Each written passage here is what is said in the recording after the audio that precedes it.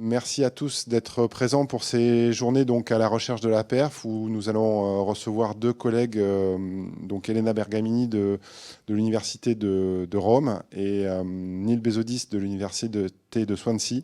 Donc ils vont nous parler aujourd'hui donc de la technologie donc inertielle et pour le monitoring dans les sports, dans le sport aujourd'hui, et une présentation donc sur le sprint et l'accélération.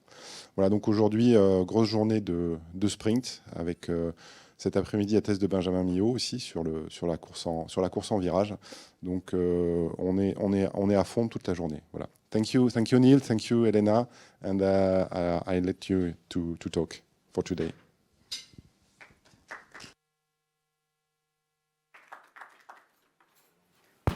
Okay, can you hear me? Yes. So thank you so much.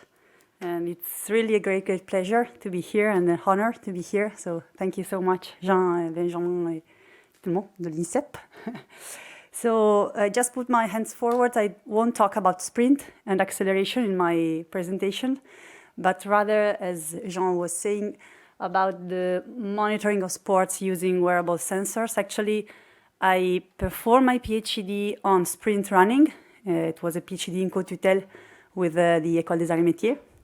But then actually the fil rouge of my research activities are related to the development and validation of methodologies using wearable sensors in both the clinical and the sports context. And to start with, just a few words about who I am and where I work. I work in Rome at the University of Rome Foro Italico, which is this building in the nice area of the Foro Italico in the north of Rome. You can see here, okay, the stadium where the Rome soccer team plays, the marble stadium and all. And this is actually what we call the H building, which is the headquarters of the Italian Olympic Committee. And this is the lab. We are actually, it's a very nice endeavor where we have bioengineers, sports scientists, physical therapists, computer scientists, and physiologists. So it's a multidisciplinary lab, and we're contaminating ourselves with different expertise. Okay, so as I was saying, I won't talk about sprint running, but I will focus on two main projects I am dealing with recently, in these last years. The first is about ACL injury, so prevention and return to sport. And the second is about parasport, and in particular with para powerlifting. And as I was saying, actually the fil rouge is related to the use of wearable technologies and how these technologies can be useful to prevent or monitor injury and performance. So the first project I'm dealing with is, just make me, Jean, a sign if I'm too long. I shouldn't, but I'm Italian, so. Okay, so the first project is the project of a PhD I'm the pleasure of supervise. It's Andrea Baldazzi. And actually the aim of the project is to develop and test a wearable-based protocol for assessing the knee stability for a return to sport after ACL injury and reconstruction. And just a few words about ACL. I guess all of us know that ACL is the main tibiofemoral joint stabilizer, both for rotational and translational movement. And the injury mechanism, let's focus on the right leg of this player, of the player with the blue shirt. And if you focus on this leg, as you see, this is actually the most common ACL tear as ACL injury mechanism. Non-contact, actually, because most of the ACL injury unexpectedly are non-contact injury. So as you may see, actually, these are the main injury mechanism: an external rotation of the tibia together with an external rotation of the foot, an internal rotation of the femur, and the so-called knee valgus collapse, very often associated to trunk instability, so to trunk tilt. And actually, the epidemiology about ACL injury is rather striking, is rather impressive. So ACL injury is the most recurrent knee injury. The accounts for 20% of knee injuries and the 50% of ligament tears. And among the different statistics, I guess one that is really striking is that in Bundesliga, that is the primary league in Germany, soccer league in Germany, we have one ACL rupture every 2 teams per year, which is rather impressive in my opinion. And what is also more impressive is that it's the secondary ACL injury rate. So there are people in younger than 25 years, it's 21%, and in some papers it goes up to the 25%, either on the ipsilateral or contralateral side. So where the problem, if we think that there is really a huge amount of literature about ACL pre-injury and post, so the ACL timeline, what I call the ACL timeline, it's rather impressive that we have so many injuries still. So if we focus, so where is the gap? So if we focus on what we call the ACL timeline, we have risk factors. Whoop, doesn't work anymore. Okay, Opla. Risk factors that are a lot of studies identify different risk factors commonly divided into intrinsic and extrinsic. So intrinsic related to the person itself, like gender, sex, anthropometry, neuromuscular fatigue, flexibility, neuromuscular factor, and extrinsic, so due to the environment. So the kind of shoes, the weather condition, the kind of ground of surface, the fact that the player plays in a team, an open skill sports or individual, for example. Then we have the injury with the injury mechanisms that we have, I've just talked about. Then there is the surgery, very often, if an athlete has to go back to return to sport at the same level as before. We have rehabilitation, and in rehabilitation as well, there is no consensus about what has to be done. There are different, actually, guidelines, but no true consensus. And then we have the return to sport, where there is, in a return to sport as well, a huge bunch of literature. The main criteria that have been identified are these 6. So the time, at least 6, 7, 8, depending on the paper, months after the surgery. The strength, so the symmetry between the strength, which is often assessed as isometric or isokinetic strength, which is not actually what happens in the field. Patient-related outcome measures, including psychology metrics, which is actually the psychology factors are crucial, and now the literature, there is consensus about that in the literature, that the psychology plays a crucial role in the re-injury rate and in the injury rate. So clinical assessment from the orthopedic surgeon, hopping or agility test, and in a few cases, additional measures like EMG activity, or EMG measures, or a more sophisticated analysis, more in the research field, actually. So where's the gap? I was saying, I guess that there are many gaps, I feel. One is that we have to pursue a multidisciplinary approach, which was not often the case. So we need all the expertise involved in sports science, like, of course, sports scientists, psychologists, physiotherapists, bioengineers or biomechanists, physiologists, that needs to talk together, looking at the phenomenon from a different perspective. But another main gap is that, as I was saying, most of these criteria, this assessment, are lab-based and are very far away from what happens in the field. So are standardized, of course, tests, but do not reproduce, do not mimic what happens in the field. So actually, in this context, of course, wearable sensors represent a great step forward, and a lot of people start using them in this context as well. And I will focus specifically on inertial sensor, magnetic inertial sensors, And as I was showing, also on actually EMG sensors that can provide really useful information in this and allow us to move the analysis from the lab to the field. So the ultimate goal of the PhD project of Andrea and of this project is to provide coaches and trainers and sport doctors with a tool to monitor their athletes in the field, providing information about knee joint stability, either both to prevent, hopefully, and to allow a safe return to sport.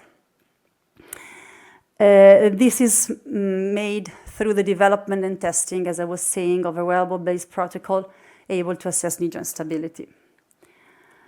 So to this aim, we recruited 20 healthy male soccer players, and we are in the process of recruiting with huge difficulties 20 male soccer players with ACL reconstruction. We completed the recruitment of healthy people, and we are now we have analyzed and acquired data for 7 patients. Before the end of December, we have other 4 patients, luckily.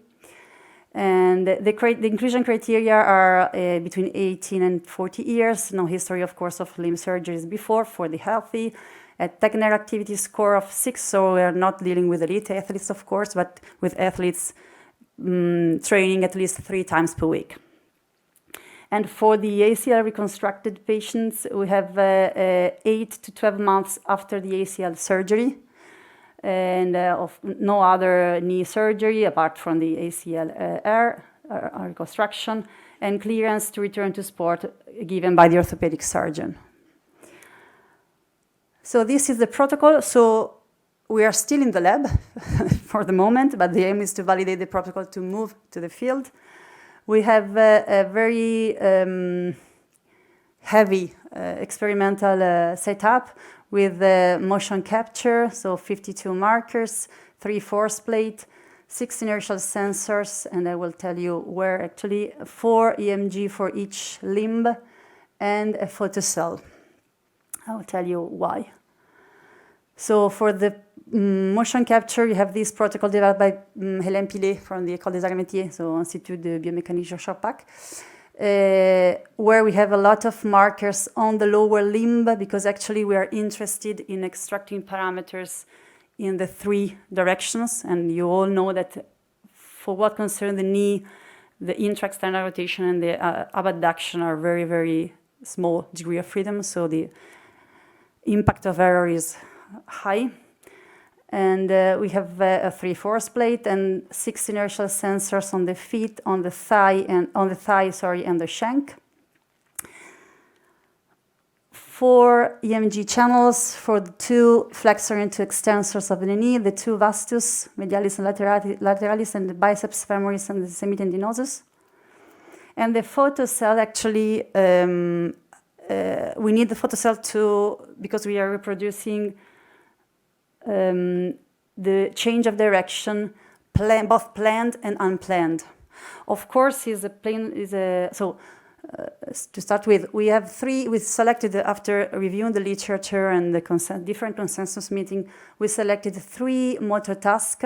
2 are really standardized and are very common in the literature. So we looked for a compromise between standardization and, let's say, sport-specific task. So we have these 2 tasks, the single leg hopping task, a landing task that is crossed. So we have a great mediolateral component in this task. It seems actually easy, but it is not, with being a monopodalic, it's a single limb. And then the change of direction performed, of course, in the lab. So it's not like in field, of course, but usually in the literature it is reported that the minimum velocity is 5 meters per second, and we are almost there. So we are between 4.5 and 5 meters per second when they cross the photocell. And as you may see here, there is a small display indicating to the subject the direction of the change of direction. So we perform both this unplanned version and the planned version, also to see if there are differences between the 2. In terms of data processing, after reviewing the literature, it is reported that the ACL tear occurred within the first 100 milliseconds after the initial contact. So we focused for the analysis on these time windows for the moment. For what concerns motion capture, force plate, and inertial sensors, and also actually the EMG, while for the EMG, we also look at the 200 milliseconds before the initial contact, because one of the parameters that has been associated to the injury risk to the ACL injury risk is the pre-activation of the muscles before the initial contact. So how much time before the initial contact the muscle is contracted. So all this, what I haven't said is that all this setup was necessary to test and validate the inertial-based protocol, because our aim is to investigate the relationship between the parameters we extract from the inertial sensors and those parameters extracted from the force plate, the EMG, and the markers that have been associated in the literature to the risk of injury, like the ones I'm mentioning now. So, for example, for what concerns the ground reaction force, the peak of the ground reaction forces have been associated to the injury risk, as well as the joint kinematics of the hip, knee, ankle, and also the trunk, we will see in the future. And the kinetics, of course. So, for example, the moments at the knee have been strongly associated to the risk of injury. For what concerns the EMG, as I was saying, we are extracting the pre-activation timing. And for what concerns the amount of activity, we are in the process of understanding if it is feasible or not to use this kind of information, as it's not reliable generally, so it's very a delicate issue. And for the sensors, we are extracting parameters that are really, let's say, simple, but that we can consider reliable. So we perform a study before analyzing the reliability of these parameters, and we are selecting now those that are more reliable. So the peak, the root mean square of the acceleration and angular velocity, directly measured by the sensors. The attenuation coefficient, so the amount of acceleration that is attenuated from the feet to the thigh, to the shank to the thigh, and specifically from the shank to the thigh, so where there is the knee between. And also, similarly to the statokinesiogram, so the postural analysis, this is the trajectory of the acceleration on the horizontal plane of the thigh. This is a sensor, the shank. This is a sensor located on the leg, on the shank. And these are two subjects. And exactly, it seems like really the statokinesiogram of the posture analysis, posturographic analysis. And what we are looking at is that in this case, the two subjects have a very strong difference in this trajectory. So it looks like these parameters can be also informative about the knee joint stability. Of course, this is not the spatial trajectory, it's the acceleration trajectory. So we need to interpret it carefully, but still, in our opinion, it keeps a lot of information about the movement we are looking at, we are analyzing. So what we are doing now is to correlate this parameter, so the inertial, the sensor-based parameter, with the other two. This is as we haven't finished yet the data collection, what I will present now are really very, very, very preliminary results. I have just the results of one patient and of the control group. So it's just more to show the potential of the study rather than actual conclusion. I don't have, unfortunately, conclusion about this. Is a project ongoing. Andrea is the second year of PhD. So these are the 3 trials for each multitask I presented. The subject performed 3 trials for each limb, so just as an example. And I will present you, I show you some preliminary results, as I was saying, about the drop landing task, and particularly concerning the correlation between the inertial sensor-based parameters and the force plate and kinematics. So just to show you, we have in this case, I selected the ground reaction force mediolateral peak and the knee flexion peak within the first 100 milliseconds after initial contact. And we also calculated for each parameter the so-called LSI, which is the limb symmetry index, and which is a parameter that is very much used in the literature in this field. It's just the ratio between the injured and the uninjured limb multiplied by 100, so expressed in percentage. So LSI of 100 indicates perfect symmetry, and usually values between 80 and 120 are considered as physiological, as acceptable. And as you may see, of course, this is just one subject, and it's just to show you the potential, as I was saying. But in this case, if we look at this subject specifically, which was the first subjects we collected in terms of injured, patient, we have a higher mediolateral peak in ground reaction force, and in the mediolateral direction, and smaller, it's 5 degrees, knee flexion angle at landing, which actually in general, the higher the flexion angle, the lower the risk, because the subject, it indicates that the subject is attenuating properly. And for what concerns the inertial sensor parameter, we have the peak of the angular velocity, the root mean square of the acceleration of the tibia sensor, the attenuation coefficient between the tibia and the thigh of the acceleration, and the area of the acceleration trajectory, so the graph I've just shown you. So we fit an ellipse like in posterographic analysis, exactly the same. And interestingly, what we see is that for the angular velocity peak, we have a higher angular velocity peak for the injured side, while for all the others, so the acceleration-related parameters, it seems that the limb at, let's say, higher risk, or we have higher RMS of the acceleration for the non-injured, a lower attenuation coefficient for the non-injured, and a higher area for the non-injured. And this is actually in some case unexpected, but in some case very expected, because if we look at the literature in many studies, in patients with ACL reconstruction, after rehabilitation, the limb that is, let's say, weaker or at higher risk is the non-injured. And this explains also the very high re-injury rate in the contralateral side. And this is because, talking with clinicians, this is because rehabilitation is mainly focused on the injured side very often, and also it seems to be related to a sort of psychological factor. So the patients try to protect the injured side and load more the uninjured side. So this is, again, I don't have conclusive data on that, but we are processing the data now just to show the framework.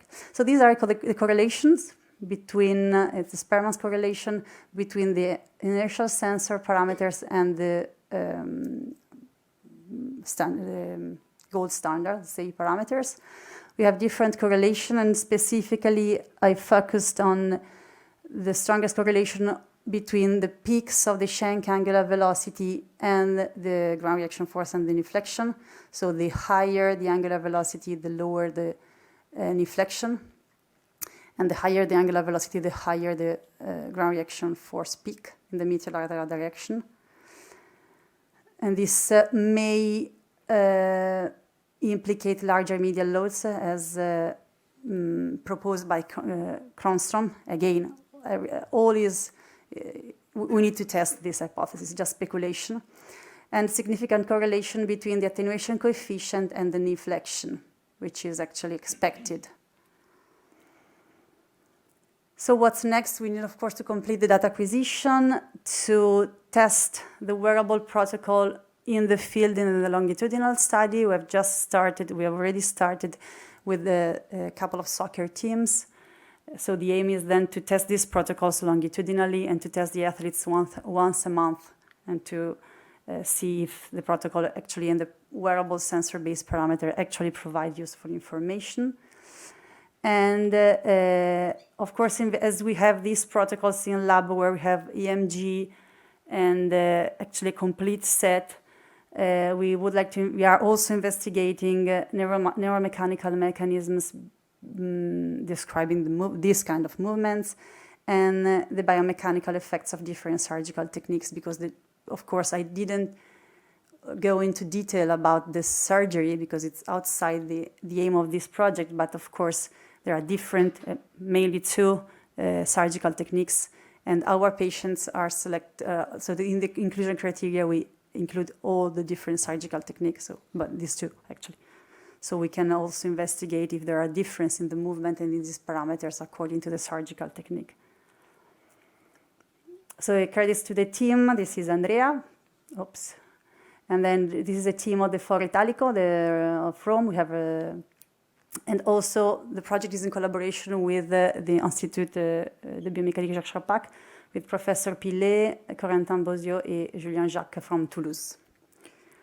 So who perform most of the work I presented, of course. And I have 10 minutes more, 5 minutes? Okay. So the second project I'm dealing with in these years recently is parasport, deals with parasport. And actually, I don't know how many of you are familiar with the parasport.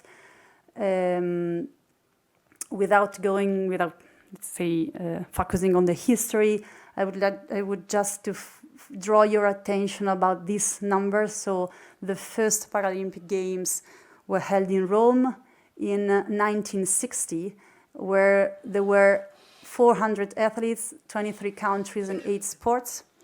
And in the last edition, so in Tokyo, in 2021 actually, we have 10 times the athletes, more than 10 times, so 404.5 thousands of athletes, 163 countries and 22 sports included. So I guess this is enough to understand how the movement of parasport is growing, fortunately, and how many athletes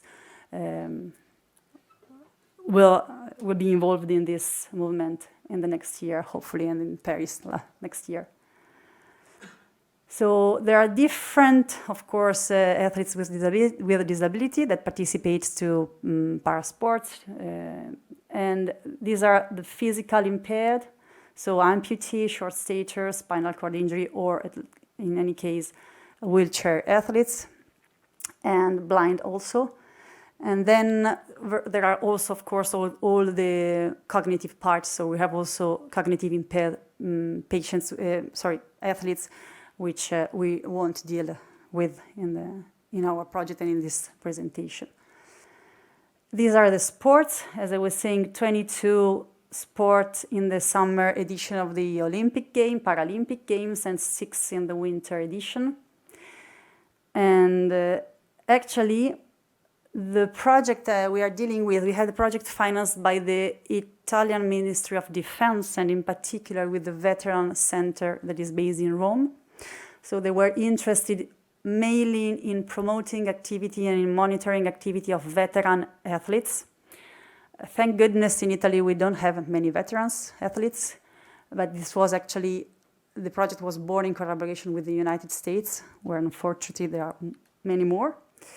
And actually, the aim of this project, according to, as I was saying, the fil rouge of my research activity, is to develop and test a wearable-based protocol to monitor the activity of these athletes, but veteran or non-veteran, so para-athletes,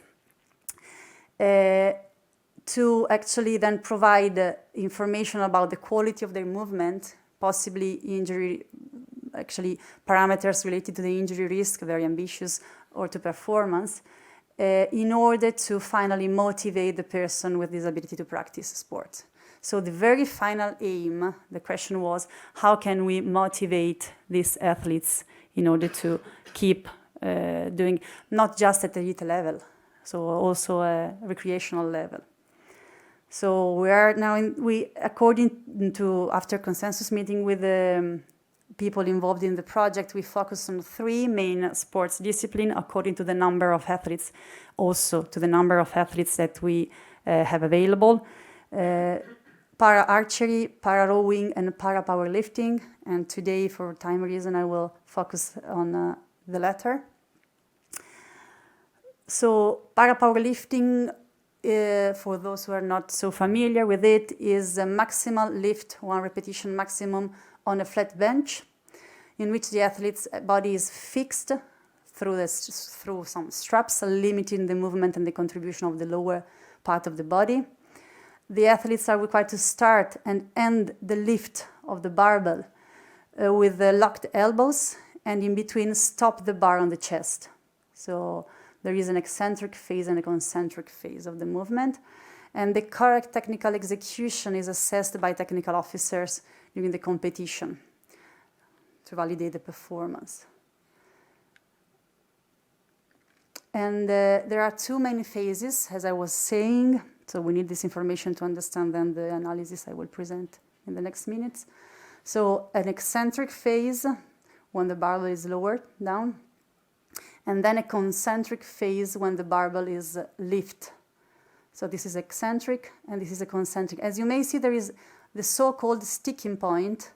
So we have a phase in the movement where the velocity decreases and then goes up to finish the movement. And this sticking point is crucial because it's the point where an athlete can fail. This is actually the second. It is Donato Telesca, which has been ranked second at the last World Powerlifting Championship in Dubai. And these were, if I remember, well, actually his record is 200. Just if you are wondering how many kilos, it's 205 kilos. So, impressive. This is impressive, really impressive. This is the velocity profile of a conventional bench press and the Paralympic bench press. So very similar, actually. We have the eccentric phase where the velocity increases and then goes to 0, and the stop on the chest, and then goes up. This is a sticking point, and then goes up again and finish the lift. Okay? So in this, monitoring this, having this kind of information, being able to quantify, to having this curve in real time during training and performance is really important for athletes and for coaches, and particularly identifying this point, the different points, and not just the timing of this point, but also the amount of velocity in the different phase is very helpful for monitoring performance for this discipline. So in the literature and in the market as well, there are devices that do this work, actually, that are either video camera based or position based, actually. But there are, for what concern the position based, they just provide the average velocity throughout the whole movement or in the 2 phases, but they do not provide the different timings and the different velocity in the different timings. And they are, in terms of video based, they are time consuming because we need to do video analysis on Kinovea or whatever. So inertial sensor, again, can be useful, and it's not so a difficult task for an inertial sensor to get the velocity of the barbell. So in para-powerlifting, there is just one study that we published where we validate the identification of the instant of time, and we focused actually on the validation of this methodology in order to assess the accuracy and repeatability of the identification of the instant of time and of the velocity metrics. So we have 7 athletes. These are all male athletes, and all belonging to the Italian national team, Paralympic team. So high-level elite athletes. The protocol was a standardized warm-up, 4 attempts of 1 RM, with 5 minutes rest between each lift. and only valid lifts were considered. There were an expert judge judging actually the quality of the lift. We have one inertial sensor located on the barbell, and one marker and then a camera placed here to validate our velocity metrics using video-based analysis.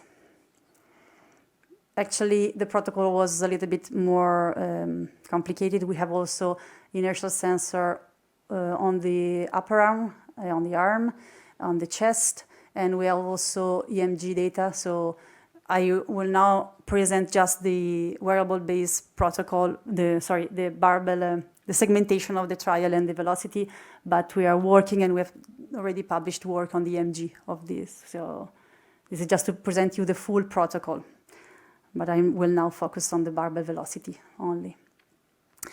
So from the IMU data, we remove the gravity, we use the norm of the velocity, and a low-pass filter. As the movement is not very long, we don't have so much drift in the integration signal, so in the velocity. With Kinovea, we extract the velocity by using the video. And these are actually, as an example, this is the trajectory of the marker on the barbell, and this is the velocity obtained from this trajectory. This is the acceleration, the red one, measured by the sensor, and blue the velocity. Okay, we identify this 6 instant of time, so the start of the movement, the end of the eccentric phase, so where the barbell stops on the chest, the peak of the peak of the linear velocity, the sticking point, so the minimum of the velocity, and the second peak of the velocity, and the end of the movement. So these are the 6 time events that we identified automatically on the velocity signal. And the parameters we extracted were, in terms of velocity, are the 3 velocity, so the 2 peaks and the maximum, minimum, and maximum around the sticking point. The pre-stick, the average velocity in this window, so the pre-stick velocity, the average stick velocity, the pre-stick is a pre-stick because this is actually defined as the pre-sticking point. The sticking velocity is the average in this window, and the average in the subsequent in the following window. So we have these 6 velocity-based parameters that we are going to validate.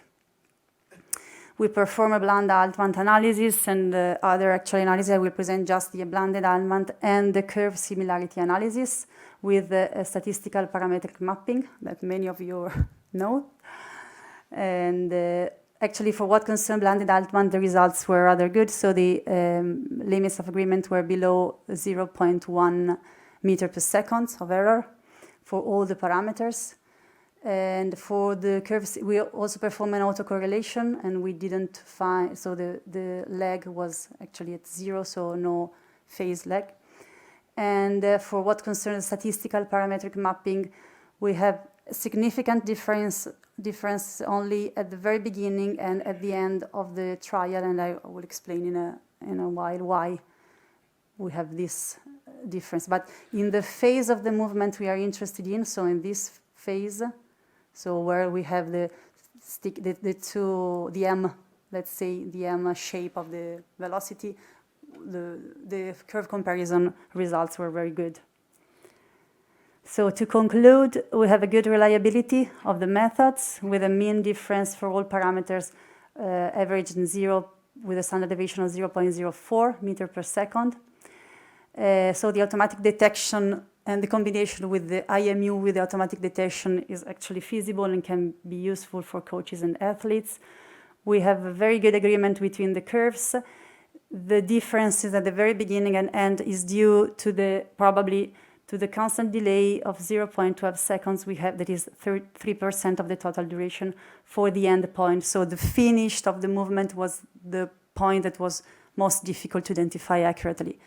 But actually it's not so important, I would say. And the curve similarity can be also used, this technique can be also used, and we are now using it, and we use it actually on the EMG data to assess symmetry between the two limbs, so interlimb symmetry.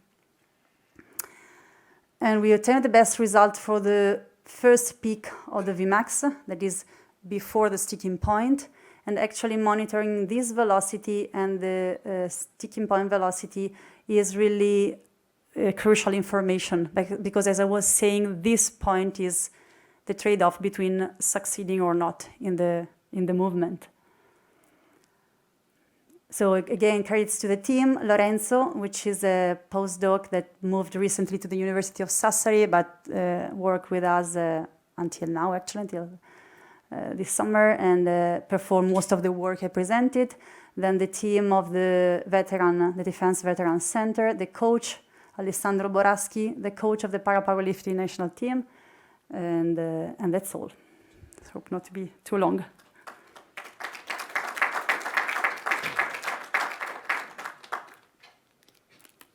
Thank you, Elena. You're welcome. For your nice presentation. So maybe we have time to have some question about this presentation, and after we will have Neil. Thank you very much. You're welcome. Hope to be. Yes, Antonio.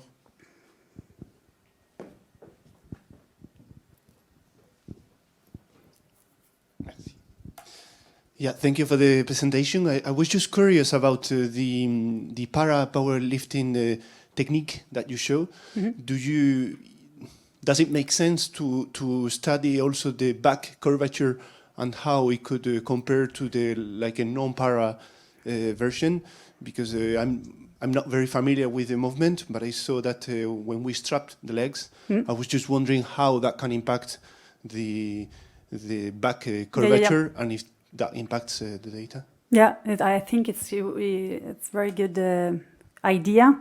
We actually use and analyze the EMG activity of the abdominal part of the trunk, and for the moment we didn't find any correlation between this activity and the performance. But I guess that actually, the camera was frontal, so it was not sagittal. But if you look at the sagittal video, as you have seen, they actually perform a very, very sharp curvature of the back to unload actually those parts. And it's true that the way the straps are fixed and the level of the straps influence actually I think it's true. I have the feeling that it influences, because during the test, the one I show you about Donato, actually, the coaches put one more strap with respect to the usual strap he uses. Donato didn't want these straps, but the coaches said, okay, let's try with this. And he succeeded in the lift. And then they discuss a lot about the use of how many straps and where the straps were located. Then Donato is a bilateral amputee. I don't know if you see really a very high level. So it's the stump is really short. But of course, if you have like a spinal cord injury athletes or transtibial empathy monolateral, I think that the way the straps are placed and the level of the straps and the curve, they influence the curvature, and I guess they have an impact on performance. So thank you. Interesting. Thank you. Thank you. Maybe another question?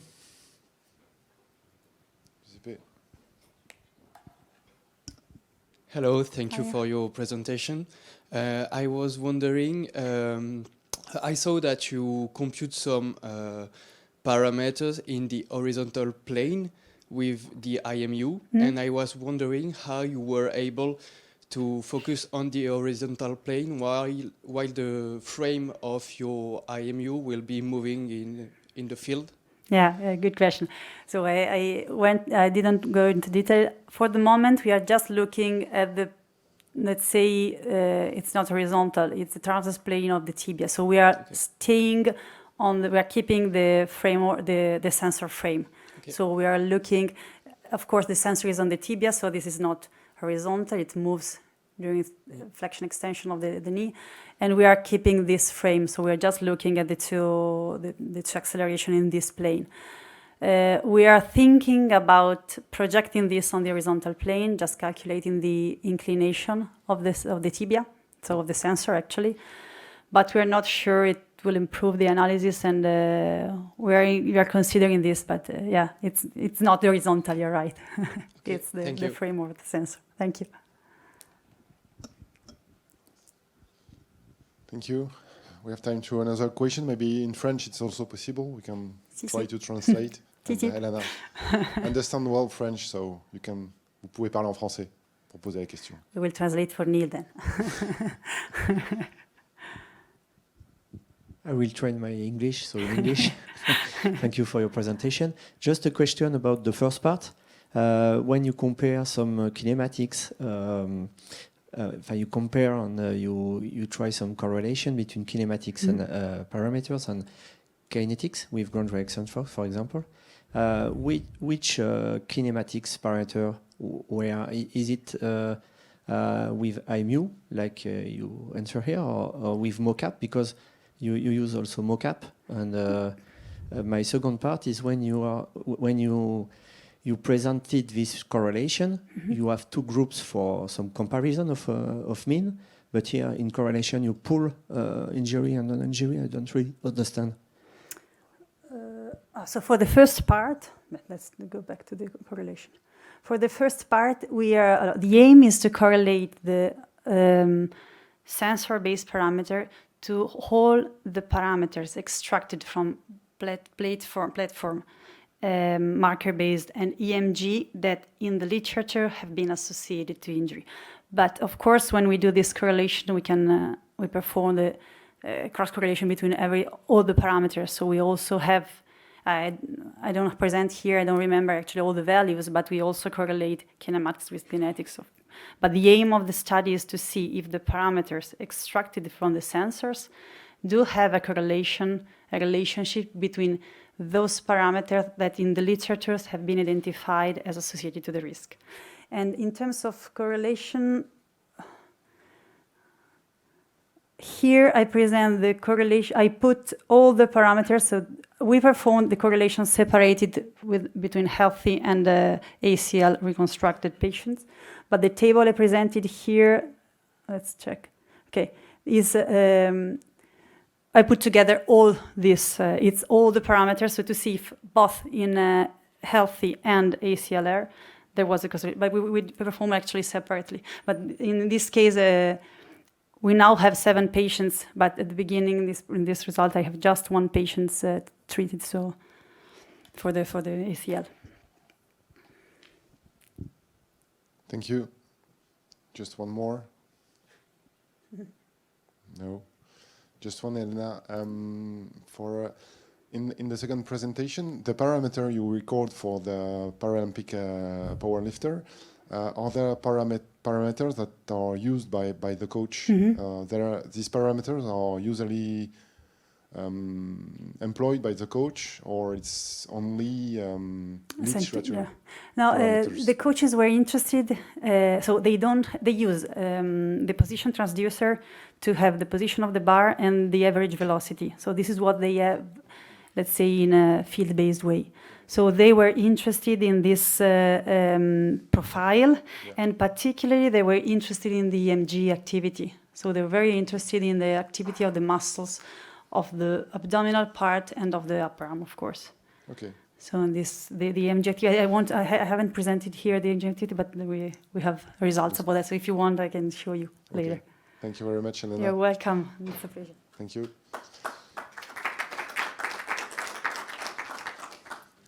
So now we have the presentation of Neil Bezodis from the University of Swansea on the sprint acceleration.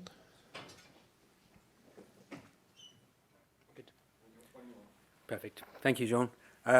And thank you, Jean and colleagues, for the invite to speak here. It's a pleasure to come out and hopefully see some of INSEP later on, and also enjoy Benjamin's defence later on. For those of you that don't know Swansea, just a brief introduction. Swansea is a city in Wales, Pays de Galles. It's about an hour west of Cardiff. Lots of people used to be aware of it when we had a football team in the Premier League. Unfortunately, they've been relegated a few years ago, so it's maybe a less famous city worldwide now. what I want to do today, hopefully, is give a bit of an overview of what I think we know about the biomechanics of the sprint start and the early acceleration phase. I'm not going to dig in any depth to any particular studies, but hopefully, as I said, provide a general overview and perhaps spark a bit of thought for debate, some ideas for practice and some ideas for future research that I think we need to pursue in this area. So, as I said, we're going to hopefully focus on the sprint start and early acceleration. I'm going to break the talk down into 4 separate sections, ultimately. So, a slight deviation initially, and just going to talk about the importance of how we measure performance when we're not looking at the whole sprint race. And I think that does have implications for how we actually understand some of the biomechanical research that exists. And then I'll work my way through the set position, the block phase, and the initial steps on the track. And as I said, what I'll hopefully do as we go through is touch on what I think the implications of this are for both practice, where I think we can draw some fairly firm conclusions in some instances, and also where I think us as researchers need to now better understand some of these aspects as we move forwards.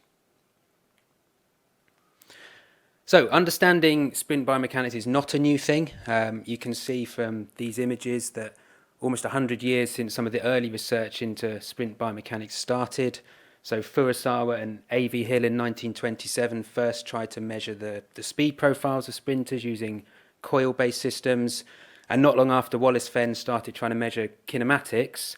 And these are actually physical wooden structures in the front of the image that they use to try and measure the kinematics of the athlete. And if you look really carefully, you'll actually see a croquet ball dropping down in those images. So this was the old hand-wound film that they used so they could get accurate measures of time between each of their analysis frames as well. So I often show my students this when they're complaining about doing manual video analysis at the track or in the field and how easy they've got it in comparison to what's gone before. Now we're at a point where we have lots more data. So some of Jean's great studies, we have these velocity time profiles throughout sprints from Bolt's world record, from some of the top male and female sprinters in the world. And we've got lots of data from various labs, so Marcus Pandy's lab, lots of data from Ru Nagahara's lab, where we really can understand the mechanics of sprinting throughout most of the steps in the sprint now. And again, plenty of data that Benjamin's going to talk about later on from INSEP here as well. So we know the speed profiles of sprinters, we know the shape they typically take, and ultimately we know that this is underpinned by the forces that the sprinters can produce. And that's why I'm going to kind of start my talk in each of these sections by looking at the forces that underpin these motions that we see. And again, we've had a lot of great work in recent years from Ru Nagahara's lab, where he's fortunate enough to have an instrumented track with around 50 force plates, and we can measure the components of these forces throughout multiple steps. You can see 26 steps on the track here. And also you can see right back at the start the forces from the block exit phase. And if we look carefully at the velocity time profile, we can see during this block exit, the first sort of 5% of the race, sprinters are already reaching around a third of their maximum velocity. Velocity is up to 3 or 4 meters per second. So it's a really fundamental part of the race. And if we can understand a bit more about how these sprinters achieve these forces and these velocities, then hopefully we can help to better improve and understand performance. As I said, I'll start with that and then I'll move on to talking about these initial steps on the track, so we'll come back to this section in due course. Okay, a very brief aside before we get into that, and this is why I just want to touch on the importance of how we actually quantify performance during the start. So I want you just to think about this as you watch this video play through and how good this start is. And I don't mean from a technical point of view, we're not talking about his movements, but as a performance outcome. How should we assess how good that start was? And if we look at the literature, a lot of the research actually focuses on the velocity of the athlete as they leave the blocks, block velocity. It's a very commonly adopted measure. It's a measure used in practice sometimes when we've got the ability to get that. Sometimes it can be quite time-consuming, depend on the system used. Ultimately, that velocity is directly determined by the impulse the sprinters will produce against the blocks. So the area under that force time curve that we can measure if we have instrumented blocks. Now, these are real data from one sprinter. A second sprinter, for example, may produce a slightly different force profile in the blocks. And here, for example, we might say, actually, if we calculated the area under these curves, calculated the impulse, these two sprinters could achieve the same impulse. They therefore would have the same block velocity. And if we just use that as our measure of performance, they'd be achieving equal levels of block performance. But if we look carefully, our second sprinter in blue has spent a longer time in the blocks achieving this. And actually, if we just look at block velocity as our measure, it can be biased. And I think that's a really important consideration. There isn't one perfect measure, not just for sprint starts and sprint acceleration, but often in lots of biomechanical problems we face, we have to think really carefully around our dependent variable choice, or our measure we're actually choosing as our performance measure, because it can and often will bias the outcomes that we reach when we look at how that relates to the technical parameters that ultimately predict it. So, for example, in these sprint starts, we must consider the time-based component. Sprinting is ultimately measured on time to reach the finish line. So we need to factor that in. There are different ways to do it, and one thing we demonstrated in this paper was ultimately a way of assessing the power that sprinters produced in the blocks, which incorporated the velocity they left the blocks at and the time they took to do it. And we kind of demonstrated that that potentially provided a single measure we could use as a dependent measure, one which from discussions with coaches made sense. They often talk about powerful block exits and talk about the power of athletes in the start.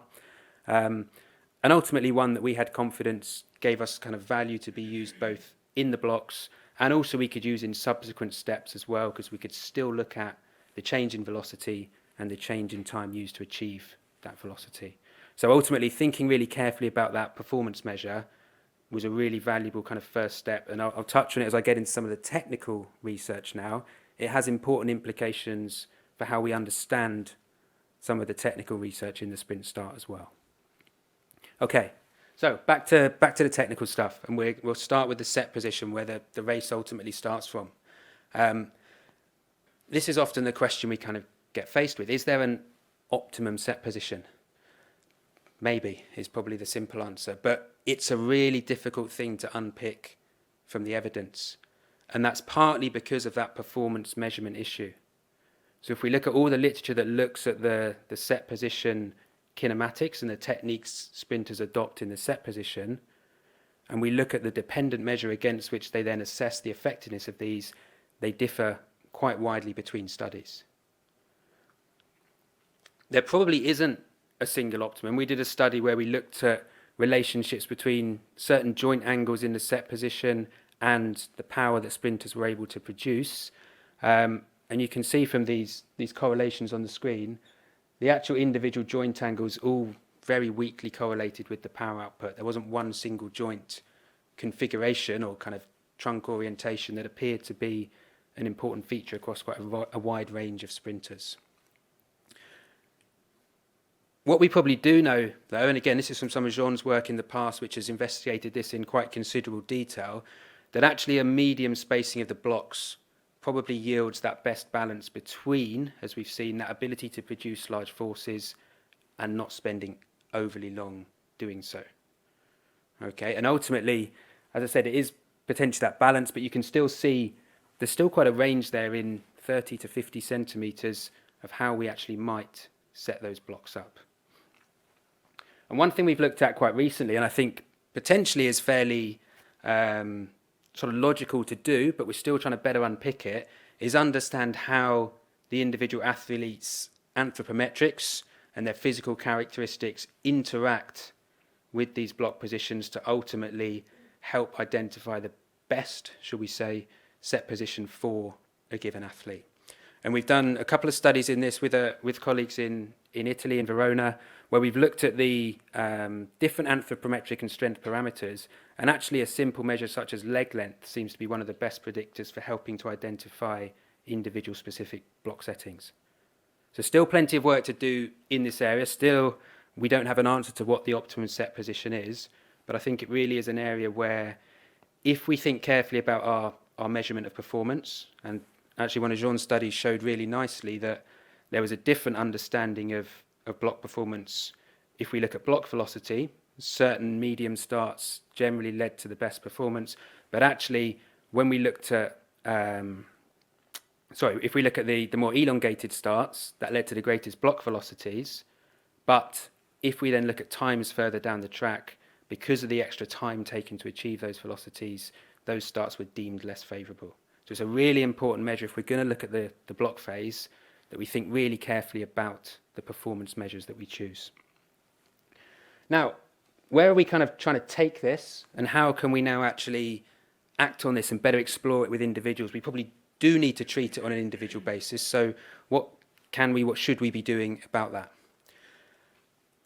One thing I just want to touch on is a sort of very pilot system we started to try and develop in our lab over the last few years. And this was with complete novice sprinters, so just with student athletes as a kind of proof of concept of the system, was to try and develop a biofeedback system. So actually we had our Vicon system in the lab, and we were able to kind of connect it in real time to these smart lights, which were our start line. And ultimately, this example was driven by the rear knee angle of that sprinter in the blocks. So they were able to change their body position, and as they then got that rear knee angle into what we'd input to the system as their perceived optimum, it was able to turn that start line green, and they could learn that body position in the blocks. And again, I think there's lots of potential for this, potentially with more field-based wireless IMU sort of systems as inputs rather than our initial proof of concept, and using potentially combinations of parameters to help drive some of those feedback signals. I think we've also got the potential, and this is one where I keep kind of waiting to see this study or see this start to appear, and I'm still amazed it hasn't really, to actually use more modelling-based approaches to understand the set position. I get there's challenges around these kind of 4 points of contact and the complexity of the exit of the feet against the blocks, but to me this is a perfect sort of simulation problem. If we can look at individual specific anthropometrics and strength parameters as inputs in our model, we can then ask those what-if questions about how changing certain block settings will change the way that a sprinter pushes in the blocks, how they generate those forces and impulses, and ultimately the performance they achieve. And I think that's a really important area now to be looking at, particularly as sort of these simulation modelling softwares and technologies become more readily available. Okay, on from the set position, we react to the gun and start to exit the blocks. Lots on this slide in terms of figures. I'll just try and explain what I'm showing here. But again, starting with the forces that we produce during that block exit to help understand what's going on. First of all, if we look across the top 6 panels, and we've got from the left-hand side the mediolateral component, the anterior-posterior component, and the vertical components of the force, and this is under the rear hand and the front hand. Ultimately, the arms are largely providing just support. They're not really adding anything from a performance perspective. So when we look at the literature that's out there for forces during the block phase, generally we can sort of look past these relatively quickly from a performance perspective. If we look at the rest of the mediolateral component, and I've added a slight asterisk here since actually reading Benjamin's thesis, because I think there's some interesting work in there where he's looked at it from starts on the curve as well. Because ultimately all the data we've got so far, up till Benjamin's work, has been on linear starts from the kind of straight 100-metre block starts. Generally, we see minimal mediolateral force contribution. I'll let Benjamin talk more later on about maybe some differences on the bend as well. But really and truthfully, when we're looking at the forces in the start, we're talking about the anterior, posterior and vertical components of those forces underneath the 2 feet, providing the majority of that impulse and that performance that we see athletes exiting the blocks.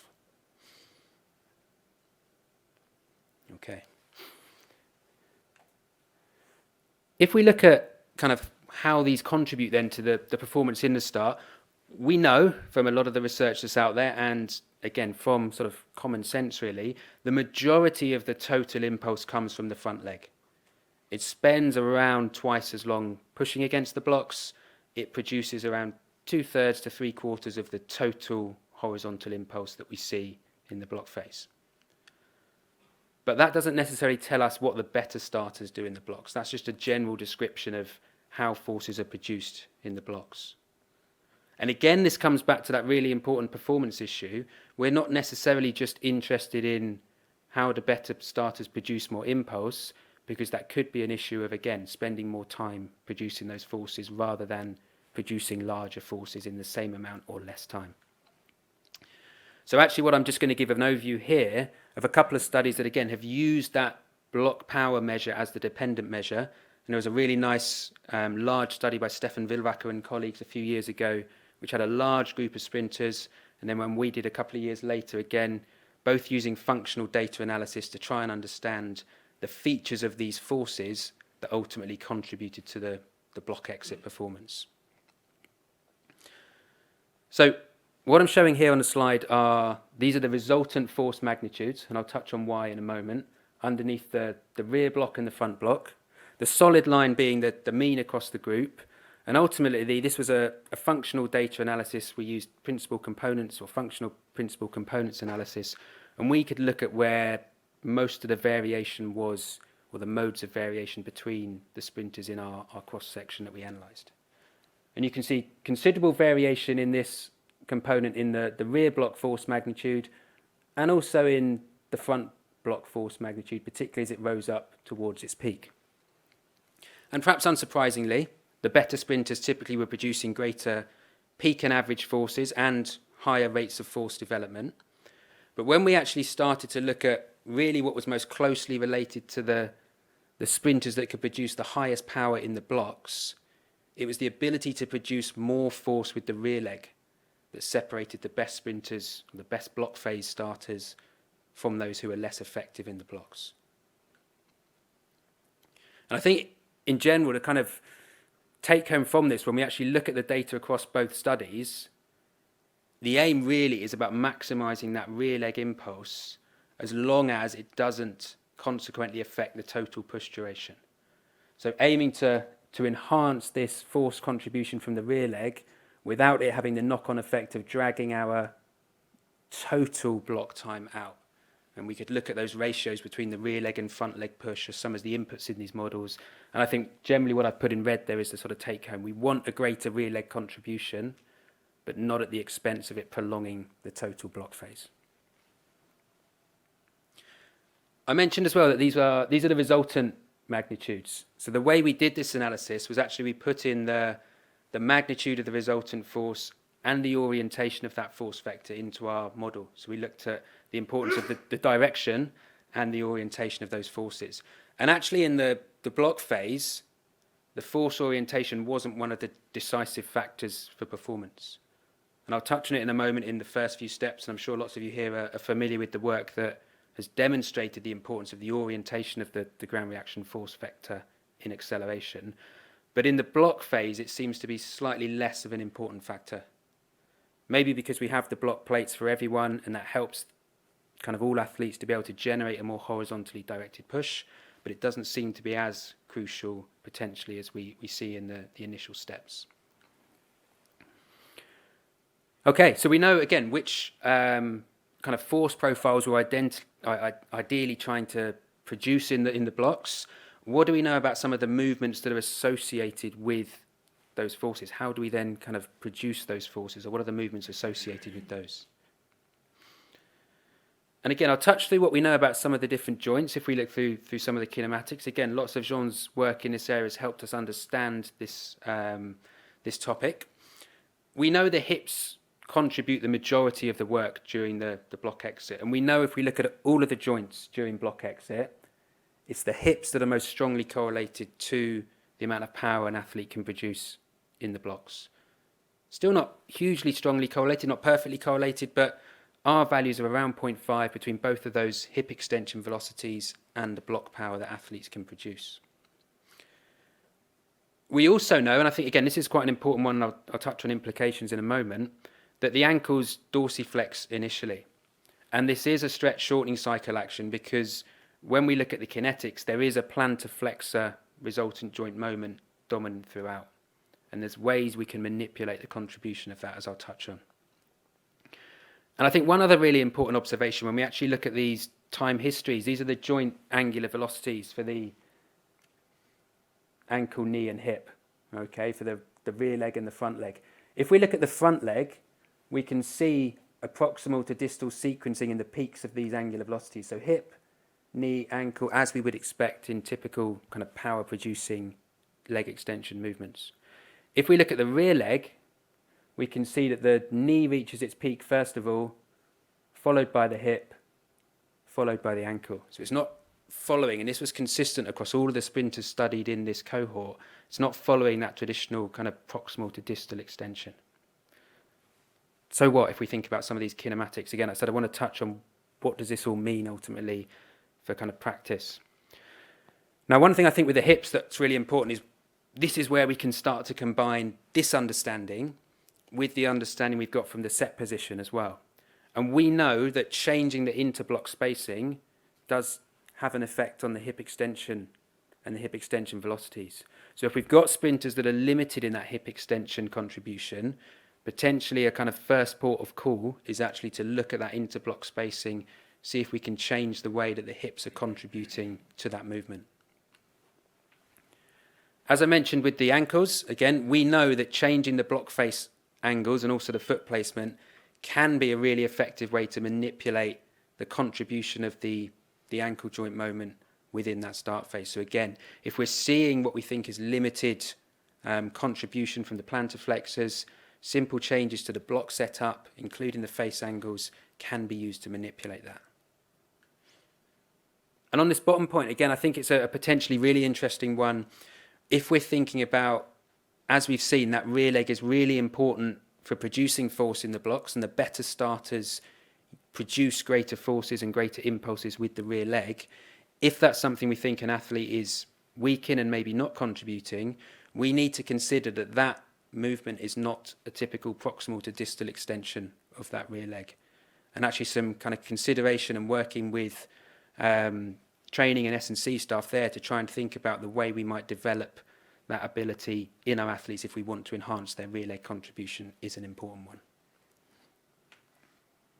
Okay, as I said at the start, I'm going to sort of just give an overview of these areas, hopefully to spark some thought and discussion. So we're going to move on to the initial steps once we exit the blocks now. So what I'm really going to focus on here, as I said, is the first sort of 3, 4, 5, 6 steps, again, where we can see a pretty rapid increase in our velocity. So sprinters getting up to 8, 9, 10 meters per second, still only in the first second and a half, 2 seconds of the race. We know from a lot of great research that's out there that in these initial steps, the magnitude of the propulsive component of the ground reaction force is crucial. There's a range of studies out there, some work from Steffi Collier, some work from JB Morin, which has shown across groups of sprinters using cross-sectional or differences between groups of, as JB did, high-level and world-class sprinters. It's that ability to produce a greater horizontal propulsive force that separates the better accelerators from the less good accelerators. And we also know that's the same within individuals as well. There was a really nice study by Rune Agahara looking within sprinters, comparing between their faster trials and their slower trials, and ultimately seeing an effect for these first 4 or 5 steps where the mean propulsive force was clearly greater in their better trials, their faster trials, than it was in their slower trials. And that was the factor that differentiated both within athletes as it does between athletes.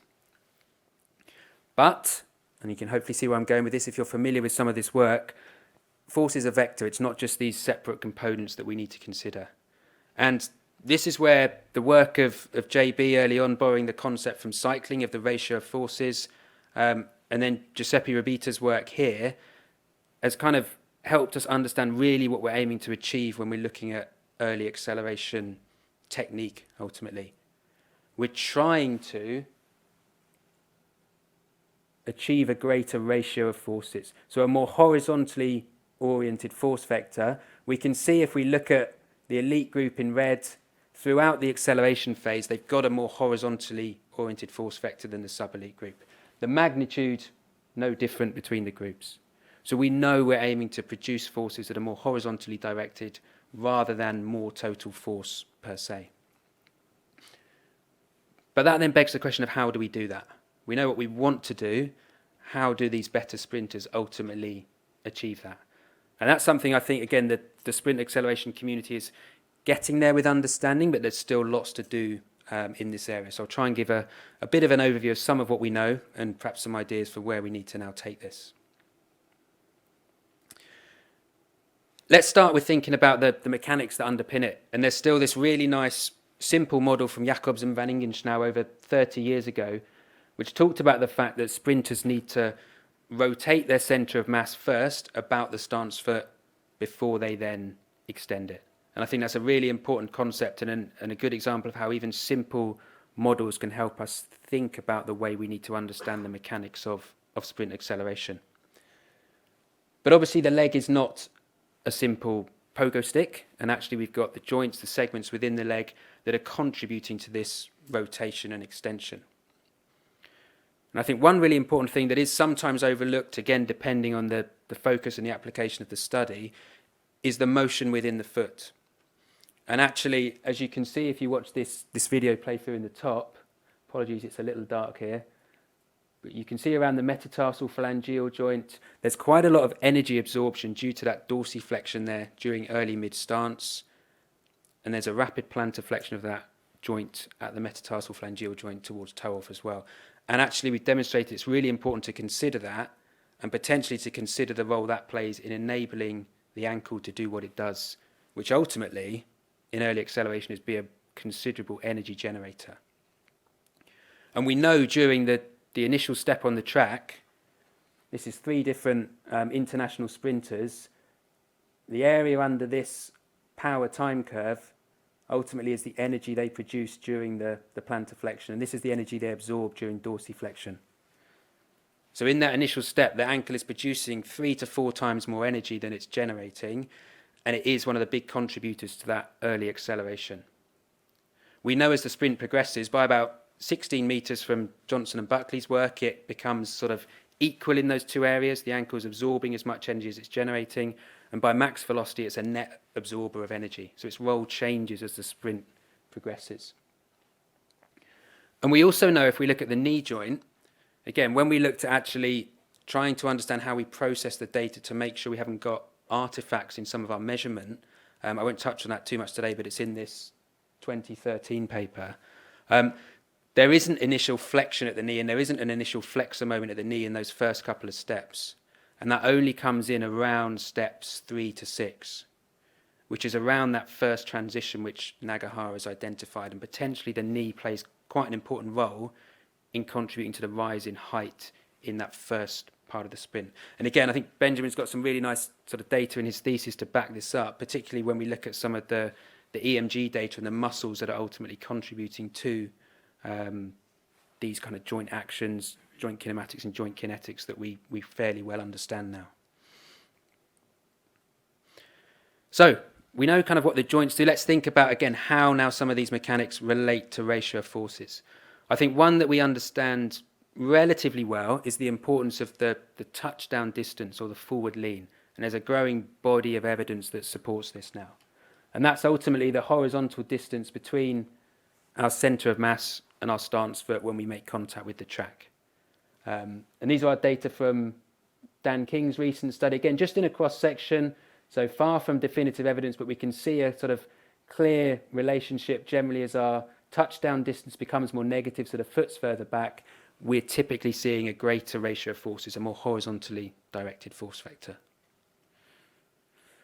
We also know, and we've started to see as well, that if we look at the individual segments within the leg, when we look at the touchdown kinematics, the orientation of both the foot and the shank are quite important, and I'm going to come back to this just to wrap the talk up in a moment.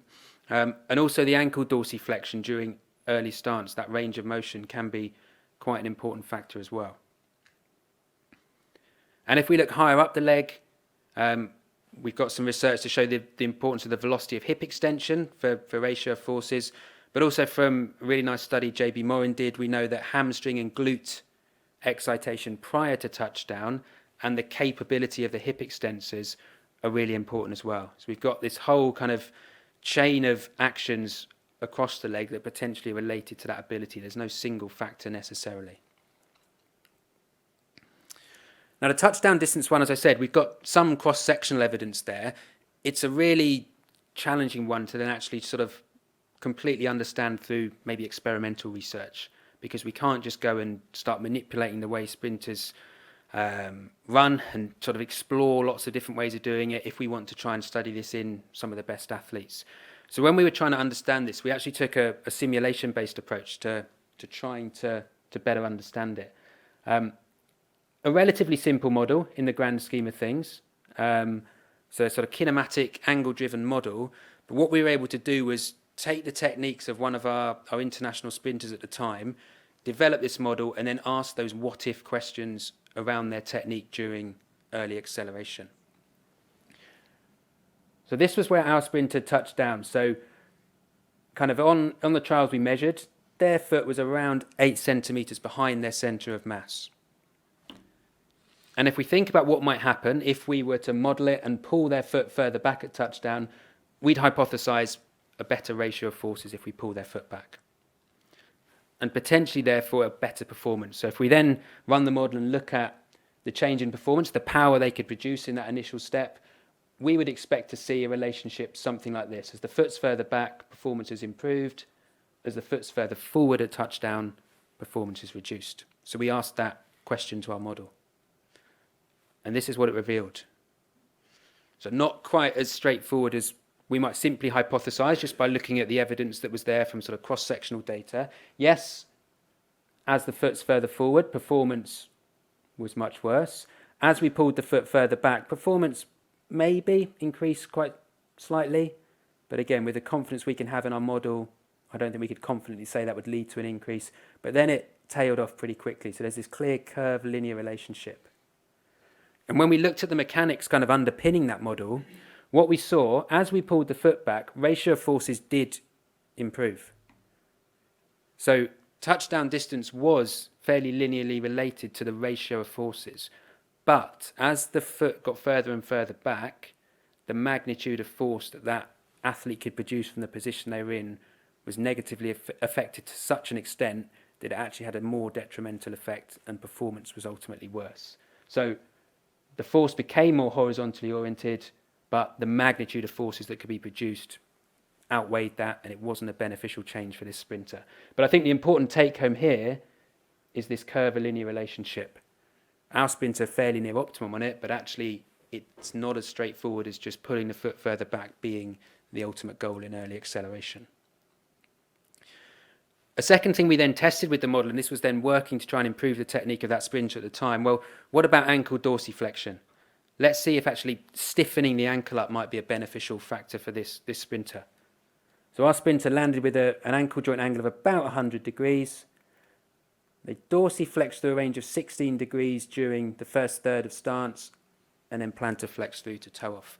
And what we essentially did in the model was stiffen the joint up and go through a series of simulations where we ultimately got them to the point where they were only dorsiflexing through about 9 degrees at the ankle. So quite a severe change, but just to see how this might affect performance.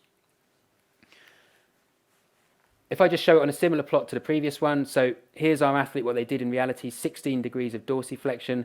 As we stiffen the ankle up, we're moving this way along the figure to less and less dorsiflexion as we go through. And then here's our change initially in performance. Okay, so what we saw as we did go through less dorsiflexion, the amount of power they could produce, that performance measure, remember, did improve with those stiffer ankles. Obviously, we need to consider the how and kind of why underneath that. So we dug into the model and looked at the requirements to do that, and actually it required a change in the ankle plantar flexor moment as well, as you'd expect. But when we looked at the magnitudes of that, based on what we know other athletes were capable of producing, that was achievable and a realistic target for this athlete. So if we look at this and the previous touchdown simulation in combination, for this particular athlete, it was getting around kind of that understanding of it's not necessarily a technical change that would be beneficial for them around shifting their touchdown position. It's potentially around changing the ankle mechanics, stiffening it through that kind of eccentric demand to try and reduce the amount of dorsiflexion they're going through in early stance. But, and here's the one but, I still don't think we've got a kind of complete understanding of the role of the ankle in early acceleration. And there is some conflicting evidence out there, and I think sometimes that's because of how simply we look at it. And I'll just try and explain, because I think this is a really important thing for us to sort of get fully into now as we better understand this. So if we look at the cross-section of data here, what we actually saw was that more dorsiflexion range of motion during early stance was associated with a higher ratio of forces. So there's a bit of conflict here. Actually, greater dorsiflexion potentially important for ratio of forces. We've just sort of suggested maybe stiffening the ankle is better.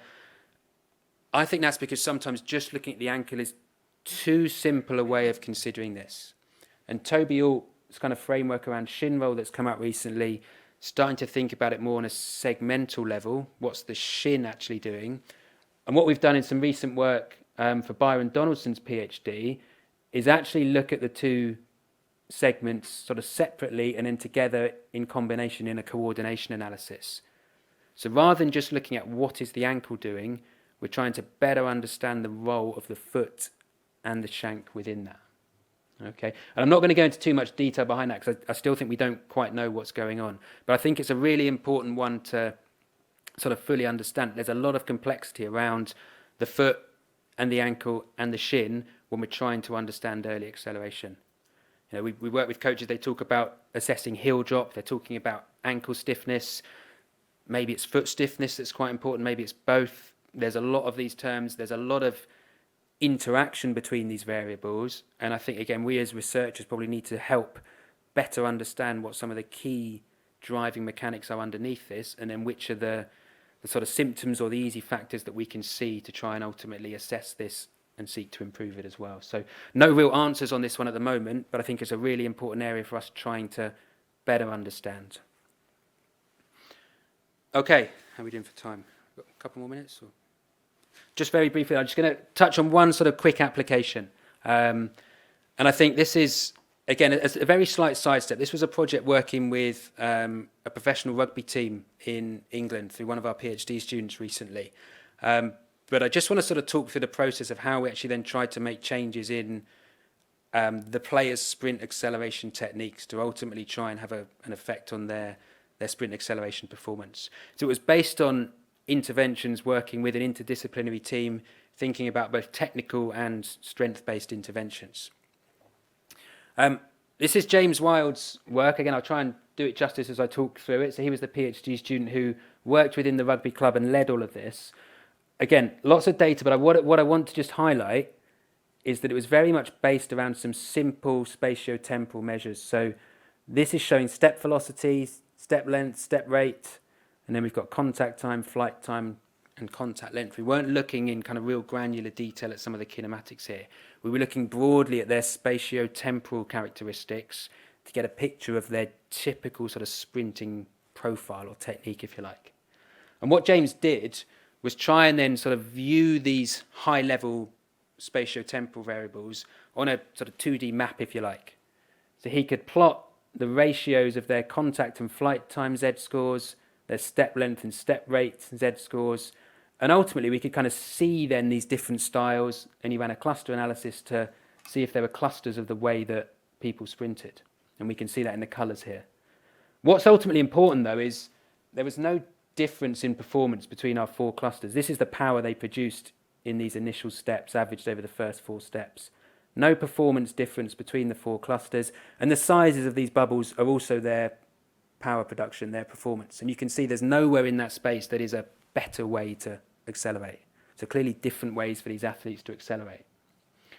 And what James then did was actually look at how these sprinters varied over 3 or 4 sessions. So we started to look at the sort of ellipses of where their technique varied within over those sort of sessions of sprinting to get an idea of where their typical variability would be. Was it more in the contact and flight time changes or the step length and step rate changes? And he then used this, again, I'll talk through this just for one athlete here, to look at how they varied in relation to where they were sprinting at their best. So where these sort of small circles were larger was their higher performances. So for this athlete, moving more towards the top right, or James used the compass bearings of east-northeast, was when they were generally performing at their best. And what James was able then to do was actually to put in some, for this sprinter, again, different sprinter, but a technical intervention where he could see they were performing at their best pre-intervention in our red circles here, down towards the bottom right, and he tried to shift their technique in this direction through some technical cueing. Again, all the details of the process are in these papers. But he was successful in kind of shifting their technique. This was over a 16-week period, so quite a considerable intervention.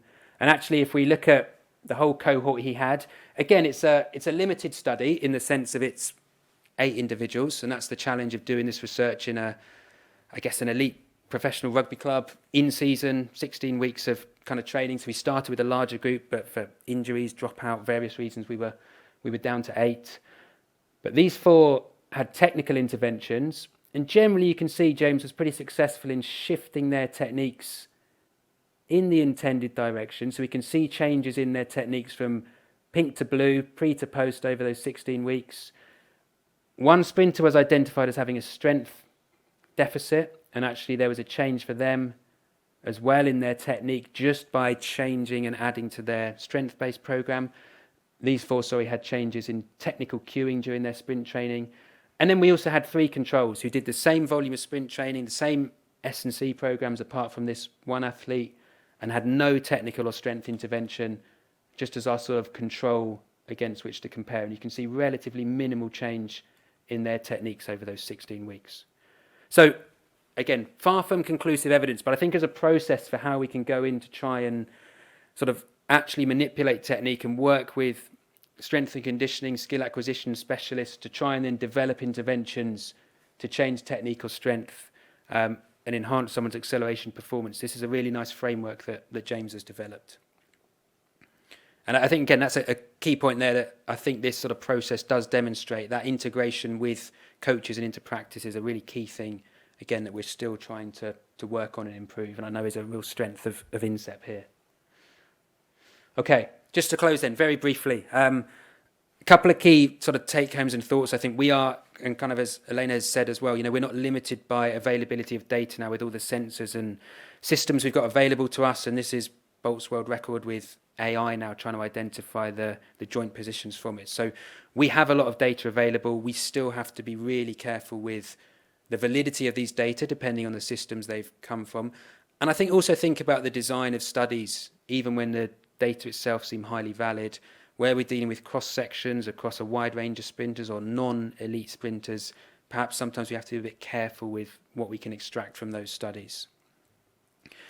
I think, as I touched on for the block phase, I think there's a real importance of modelling that can play a role in our better understanding of that set position and block exit, as well as other parts of a sprint, like Nikos Haralabidis' recent study. But there's still a role for those simple models, like that one of Jacobs and Van Ingenschnau, that I still think fundamentally explains how we accelerate, and like Ken Clark's 2-mass model as well for max velocity. I think sometimes taking a step back and thinking really simply about these fundamental mechanics are really important. And ultimately, as I kind of touched on with James's work, we can understand the mechanics of it, but we need that additional expertise from coaches, from skill acquisition experts, from strength and conditioning experts, from others within that interdisciplinary kind of team, if you like, to better then actually be able to apply that to practice. Thank you.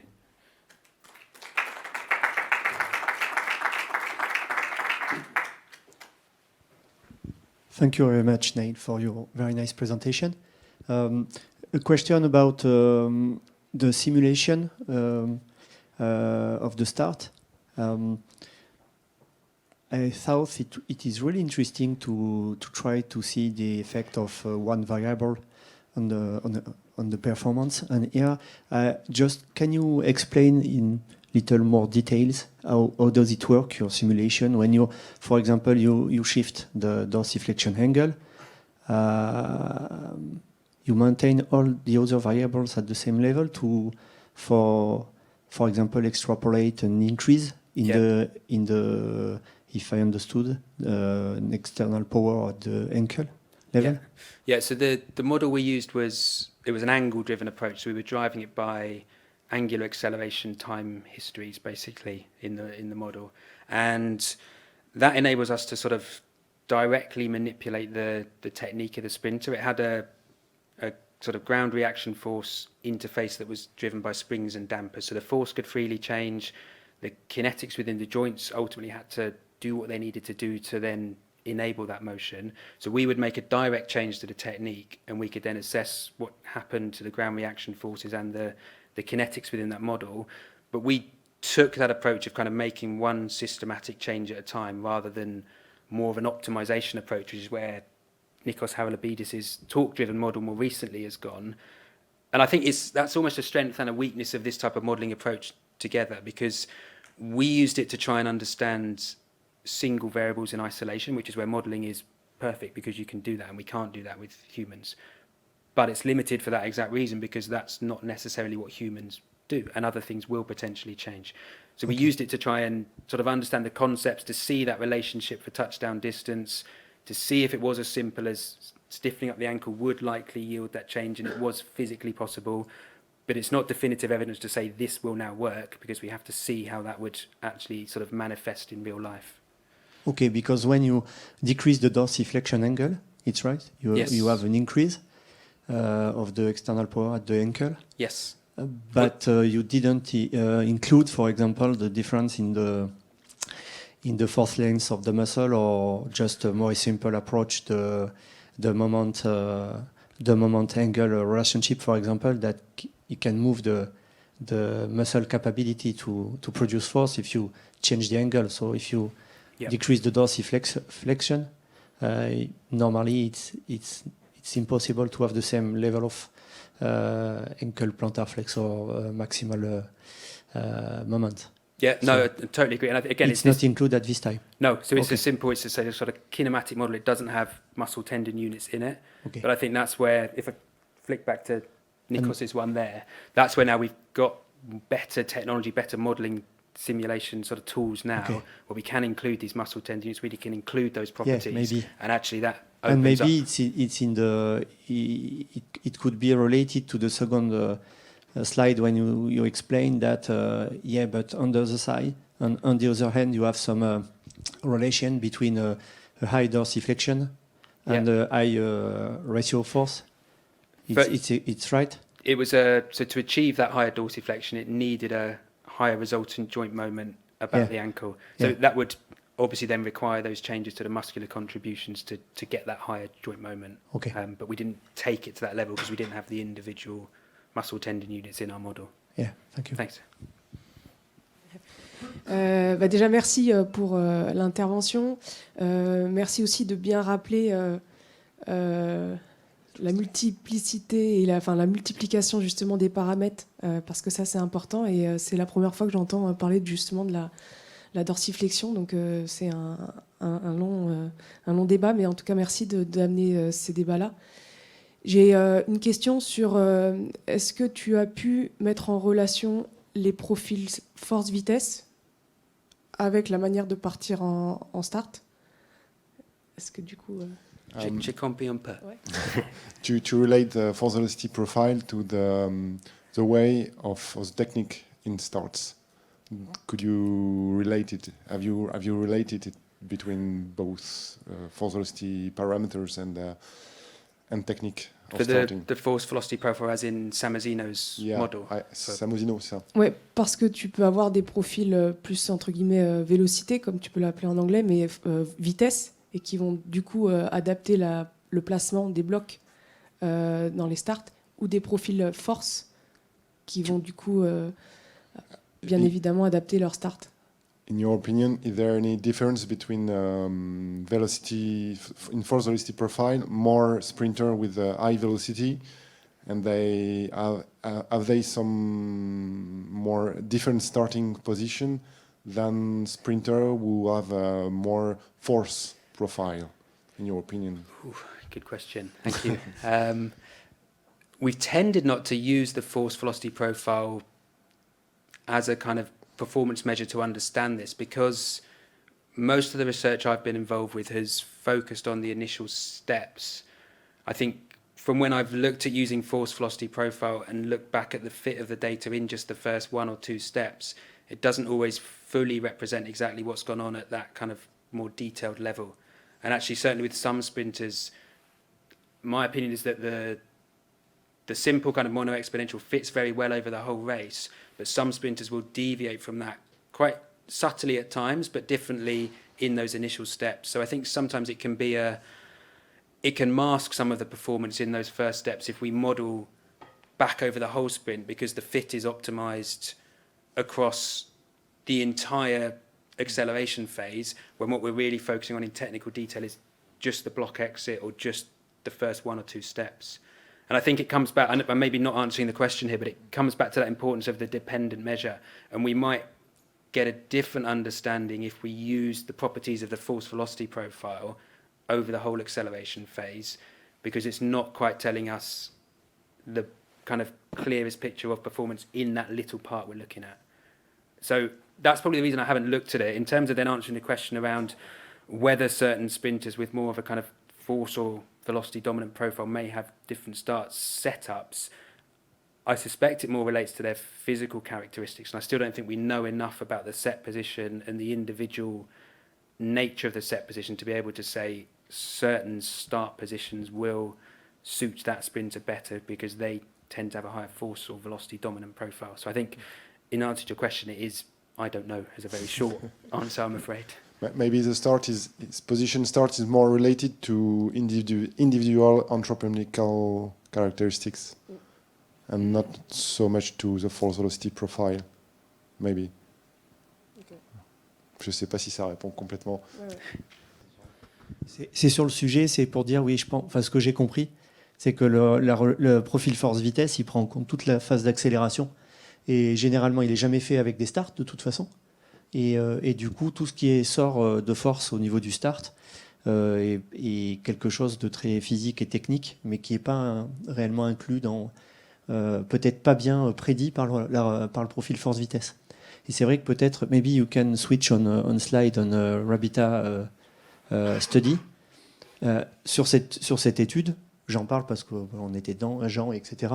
Je crois que c'est une des rares qui, justement, prend en compte, là, pour le coup, le start. Il y a le start dedans. Donc, on peut utiliser le modèle classique de Samozino, ça a été fait pour la manip de 2015, et les données de plateforme. Et là, on voit bien dans les premiers points, là, qu'on voit the first step, it's not step, it's the start, the first point. Et on peut voir qu'il y a une très grosse variabilité, là, qui n'est pas très bien prédite par le modèle linéaire. Et donc, du coup, c'est vrai que ça, par exemple, on dit sur la plateforme, on peut le mesurer, comme le fait Neil avec des études avec les plateformes. Mais si on prend le profil, le petit, celui qui est en bas à gauche, là, il est vraiment mal prédit par sa relation force-vitesse. Sur son départ en start, là, le petit triangle gauche en dessous dans les subélites, là. Donc, du coup, ça, c'est... voilà, faut quand même se rendre compte que le profil force-vitesse classique, c'est du départ généralement trépied ou debout. Et je pense que oui, c'est assez loin de l'expertise du départ. Thank you very much. And the discussion is also interesting to see maybe how separate the start is compared to the world sprint. This is a very specific exercise also in the way we are able to explore this phase, because when you do a force velocity sprint with a radar, we are all the time talking about the way we are determining the start with this kind of measure. So this is very interesting to have this very deep look in this specific phase. So thank you very much. I was wondering, because we started in different projects thinking about addressing what you already done regarding the position in the blocks and the outcome.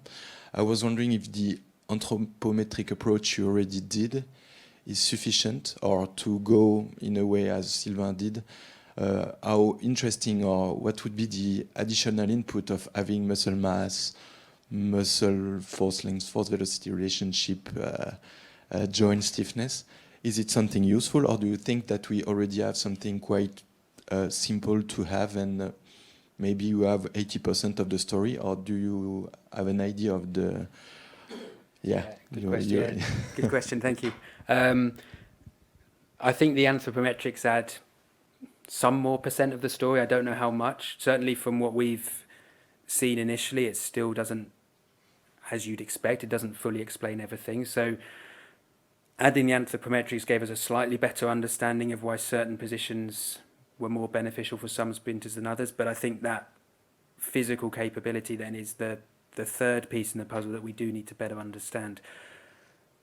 Whether we can get that with relatively simple measures, so if we could take simple sort of strength-based measures, it's probably the most logical place to start. So actually doing some simple profiling, whether that be sort of force velocity profiling in more sort of gym-based, like some of the sort of extension or jumping type exercise to build a simple profile, whether that be looking at maybe just the resultant moments around some of the joints in some exercises, first of all, as inputs, would probably be my thought on the first port of call to initially start to understand it before we started to get into those real detailed levels around the actual properties of the kind of muscular contraction level of the force velocity, force length relationships. I think they can help us understand it and maybe think about it in a more theoretical sense, but I probably wouldn't go straight into getting to that level of detail of measures before we've understood strength at a more kind of high level just around the joint or in certain movements first of all, and put that in to see if it does explain more, and if so, how much more understanding have we gained, and then maybe we go to that next step. Thank you. And the other one would be, you used the power output as your performance, and you clearly explain why. I was wondering if the position the athletes reach at this moment, let's imagine that you have an optimal start that leads to this optimum. Do you think that it would be still the optimum for the next steps, or do we place the athletes in a configuration where maybe the transition phase wouldn't be that efficient? So yeah, no, so it's a really important question, and we looked at the relationship between the power that athletes produced in the block, so essentially their block phase performance, and then their body configuration at the start of the first step, and also their performance during that step as well. And there was no relationship between the two. So we were more checking that it wasn't a case that one negatively affected the other. So it wasn't that you have a very powerful start and then you've completely hindered the next step. It doesn't do that. It's not a perfect relationship because other things come into play about technical abilities. But the key thing is it doesn't negatively associate with subsequent performance, I think. Thank you. Thank you. Maybe just one or two last questions. You got one. Après, j'aimerais avoir ton avis par rapport à l'évolution avec les chaussures en carbone. Tu as fait des tests, j'imagine que c'était avec des pointes, je ne sais pas si elles étaient en carbone ou pas, et comment toi tu vois l'évolution par rapport à ça? With the new shoes, carbon shoes. Yeah. The evolution with carbon spike, because it's changed a lot. Yeah, The indeed. start phase. And you've beaten me to it because I've got a paper sat on my desktop that I still need to read. So I think one of JB Morin's collaborators has just published a paper about the change in records and times over the last few years. So I don't know if you've read that, and maybe you can give a better answer than me. But I think it's a really important concept, and I think it relates to that role of the foot, and it's going to be another thing of helping us understand what's really going on at the foot, ankle, shin complex.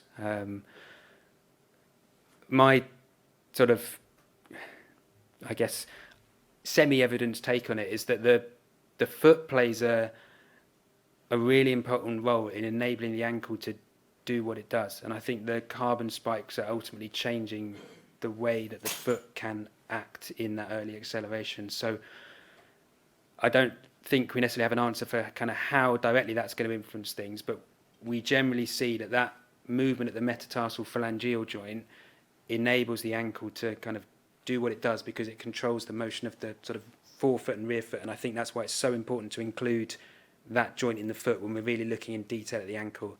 And I think you're totally right. We probably now need to do that with consideration of the change in the spikes as well, because it's another factor.